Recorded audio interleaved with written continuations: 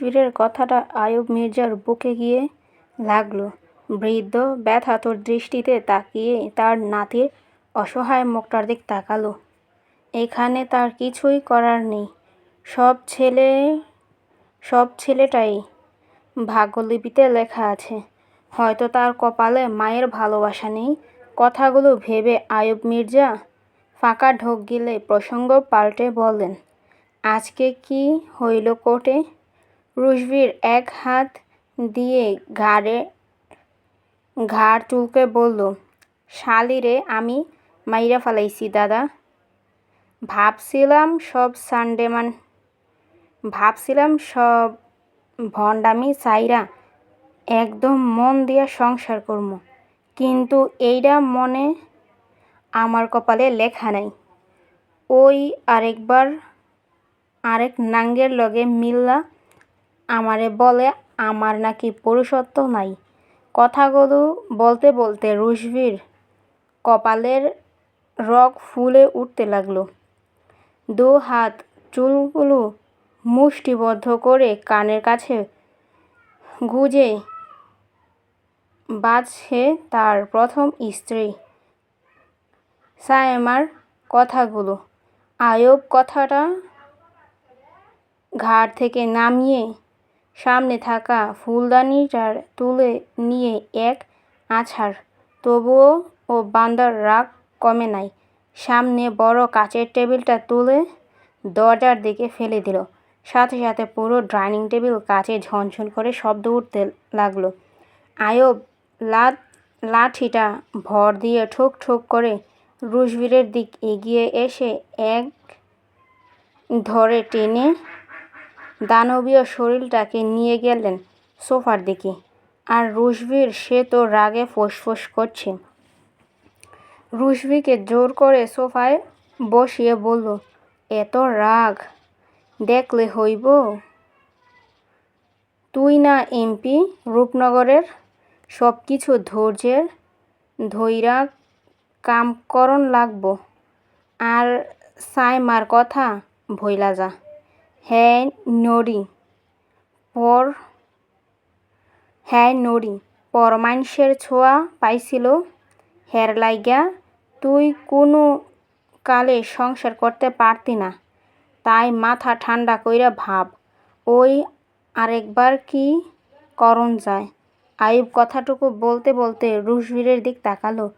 রুশবীর কাপা দুটো আঙ্গুল ঘষে নিল।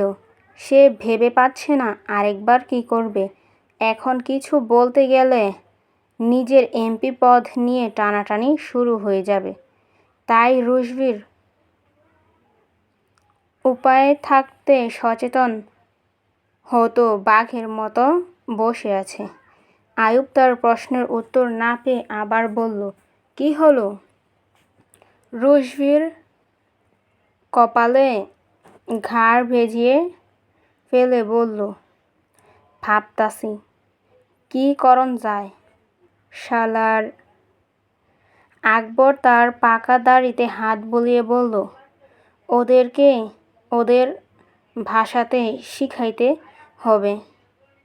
বাকিটুকু বলল না তো। সে তাকিয়ে রইল আলীর দিকে।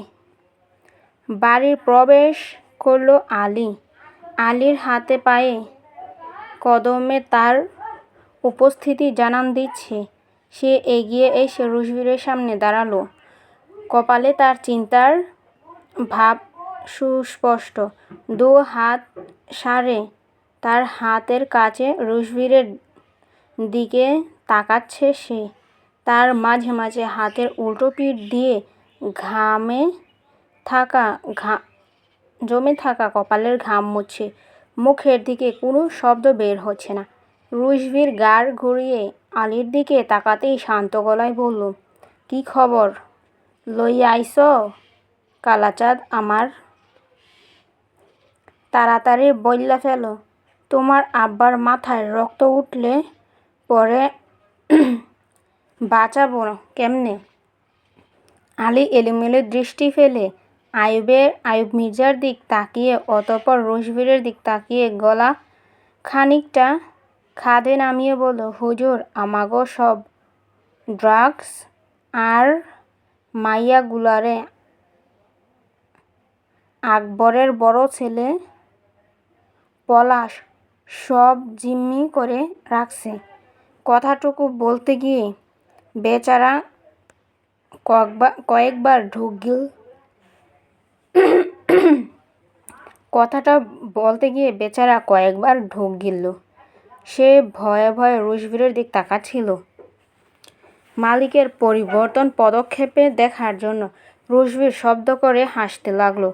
আলীর কথা শুনে হাসতে হাসতে পকেট থেকে একটা সিগারেট বের করে ঠোঁটে চেপে ধরল। রুশবীরের এমন বিদঘুটে হাসি পুরো ড্রয়িং রুম যেন একটা ভৌতিক রূপ ধারণ করল। হাসির শব্দ দেয়ালের সাথে বাড়ি খেয়ে আরও জোরে শব্দ উৎপত্তি হতে লাগলো। আলীর পুরো শরীরটা ভয়ে কাঁপতে লাগলো। ভয়ে কি করবে সে ভেবে পাচ্ছে না। হুজুরের হাসতে হাসতে যে হৃদযন্ত্রটা থমকে গেছে, সে সহাস্যে কপাল দিয়ে দরদর করে ঘাম বইছে। আয়ুব আলীর দিক তাকাচ্ছে বারবার। তার নাতি যে উন্মাদ পাগল তার থেকে ভালো কে জানে। সামনে ছেলেটার কোনো ক্ষতি না করে এটাই তিনি মনে মনে কামনা করছেন। রুশবীর কিয়ৎক্ষণ হাসি থামিয়ে মুচকি হেসে বলল, তা খবর কই পাইলা? বলেই আলীর দিক তাকালো। এটা একটা প্রশ্ন। আলীর পুরো শরীর হিম হয়ে গেল ভয়ে। হুজুরের প্রশ্নের উত্তর দেওয়ার মতো ক্ষমতা তার শরীর পেল না। অবশ হয়ে এলো কণ্ঠ। অসহায়ের ন্যায় তাকিয়ে রইল সামনে মানুষটার দিকে, হয়তো একটু বাঁচার প্রয়াসে। এর মধ্যেই উড়ে এলো একটা নাইফ, যা আলীর বুক ভেদ করে রক্ত গল গল করে পড়তে লাগলো। আলী তার হাতির মতো শরীরটা নিয়ে মাটিতে লুটিয়ে পড়ল কংক্রিটের মেঝেতে। ডান হাত দিয়ে চেপে ধরল বুক। ব্যথায় চোখ মুখ কুঁচকে বিড়বিড় এক শব্দ আওড়ালো, মা। যে আলী এক হাতে 5টা লোককে খতম করার সাহস রাখে, সে আলী আজ বাচ্চা বই কম লাগছে না। সে অনুধাবন করতে পারেনি হুজুর তার সাথে এমন করবে। সে বড্ড বোকা। তার অনুধাবন করা উচিত ছিল হৃদয়হীন পুরুষের মনে কারো জন্য মায়া নেই। তার সবটা জুড়ে আছে ড্রাগসের ব্যবসা, নারী পাচার। এগুলো তার জীবনের প্রধান অংশবিশিষ্ট। রুশবীর লুঙ্গিটা এক হাতে ধরে উঁচিয়ে এসে আলীর কাছে দাঁড়ালো।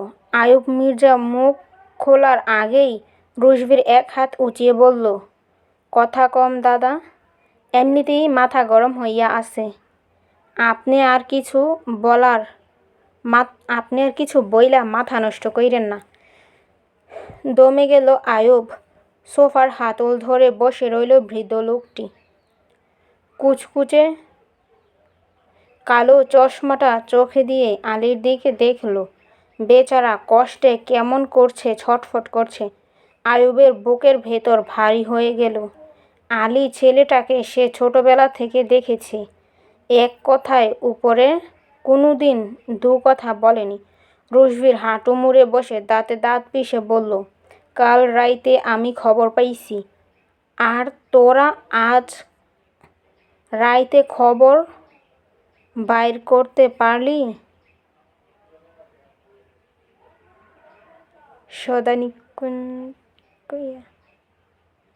বলেই নাইফটা চেপে ধরে আরও ভিতরে প্রবেশ করে দিল। আলী আহ করে চিৎকার করে উঠল।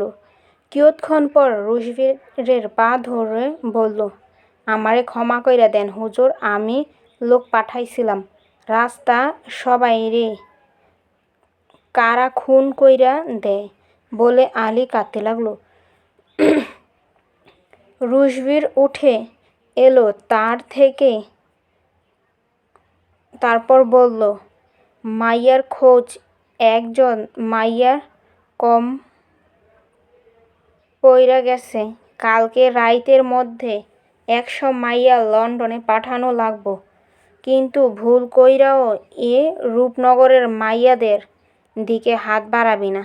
ঢাকা থাইকা মাইয়া তুলবি বলে মির্জা মহল থেকে বাইর হইয়া গেল রুশবীর মির্জা। আলী ও বুকের ব্যথা নিয়ে হুজুরের পিছু পিছু ছুটে গেল। আইয়ুব মির্জা মনে মনে আল্লাহকে বললেন, আল্লাহ, আমার নাতিরার ভালো পথে আইনো। হের মায়ের কত শখ ছিল তারে লইয়া। কিয়ৎক্ষণ থেমে আবার বলল, রুশান রে, আমারে ক্ষমা কইরা দিস। তোর বুকের মানিক রে আগলাইয়া রাখতে পারলুম না।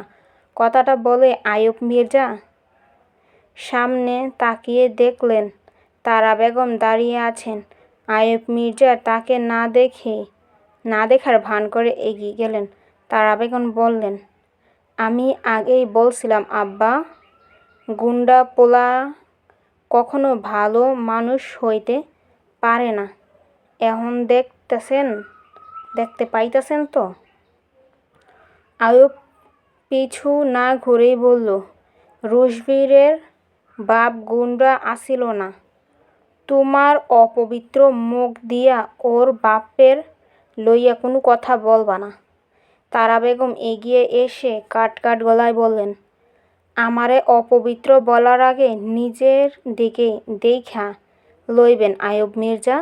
আমি কিন্তু কিছুই ভুলি নাই, সব মনে আছে, বইলা রাখলাম। কথাটুকু বলেই তারা বেগম চলে গেল ড্রয়িং রুম থেকে। তার কথার মধ্যে ছিল এক প্রশান্ত হুমকি স্বরূপ।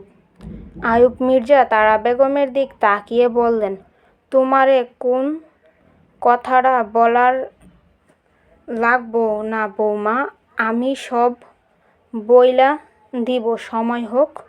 বলেই তার ঘরের দিক হাঁটা দিল।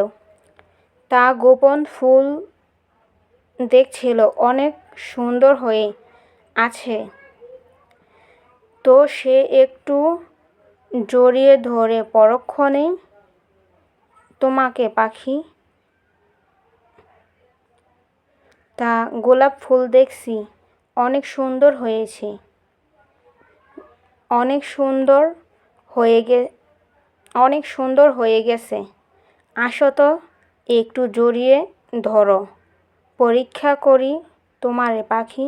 ইনান রান্না করছিল রাতের জন্য, কিন্তু এমন কথা শুনে মেয়েটা ঝটপট ঘুরে তাকায়, দেখে রকি দাঁড়িয়ে আছে 2 হাত বাড়িয়ে, চোখে মুখে স্পষ্ট কামুকতার লোকটা।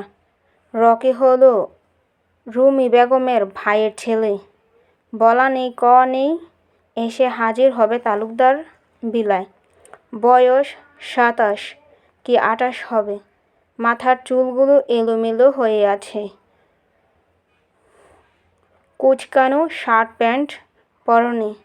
আর এসেছে ইনানকে জ্বালাতন করতে, মেরে ফেলবে লোকটা। ইনান ভয়ে ভয়ে থাকে যতক্ষণ রকি তালুকদার বিলায় থাকে। ইনান প্রসঙ্গ পাল্টে ঠোঁটে জোরপূর্বক হাসি এনে বলে, ওহ ভাইয়া আপনি। রকি তার চুলগুলো ডান দিকের পিঠে ঠেলে দিয়ে এগিয়ে এসে বলে, ভাইয়া কেন ডাকছো পাখি? আমি তোমার বর হতে চাই।